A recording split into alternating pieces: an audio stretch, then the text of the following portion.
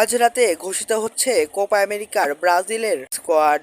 সবশেষ দুই কোপা আমেরিকার আয়োজক দেশ ব্রাজিল, তবে এজের মাঝে শেষবারের নিজের ঘরের মাঠে তাদের হারতে হয়েছিল চিরপ্রতিদ্বন্দ্বী আর্জেন্টিনাদের কাছে। এখানে ডিমারিয়ার একমাত্র গোলে কোপা আমেরিকার শিরোপা হারায় ব্রাজিল। আর বর্তমান সময়ে তাদের খুব একটা ভালো সময় যাচ্ছে এমন তো বলা চলেই না। দুটি ইউরোপীয় দেশের সঙ্গে এই দুই ম্যাচে পারফরমেন্স ছাড়া নেইমারদের হাতে যেন কিছুই নাই। কোপা আমেরিকার মিশনে তাদের মাঠে নামার আগে নিজেদের ফর্ম ফিরে পেতে হবে খুব একটা ভালোই ভাবে। এজন্য বেশ অনেকটাই সময় পেয়েছিল ব্রাজিল।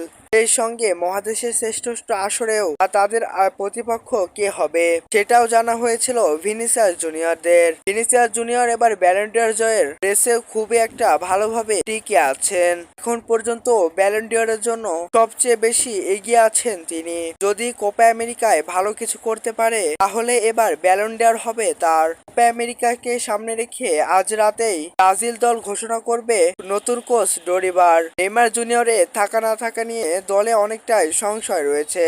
হয়তো আজ রাতে সব জল্পনা কল্পনা দূর হয়ে যাবে, কেননা জানা গেছে আজ রাতেই যে ঘোষিত হচ্ছে ব্রাজিলদের স্কোয়াড। 2026 সালের বিশ্বকাপের কথা মাথায় রেখে 48তম কোপা আমেরিকায় আসর বসছে মার্কিন যুক্তরাষ্ট্রে। যুক্ত হচ্ছে কনকাকাফ অঞ্চলের বেশ কিছু দল। সব মিলে 26টি দল নিয়ে এই টুর্নামেন্টটি হবে।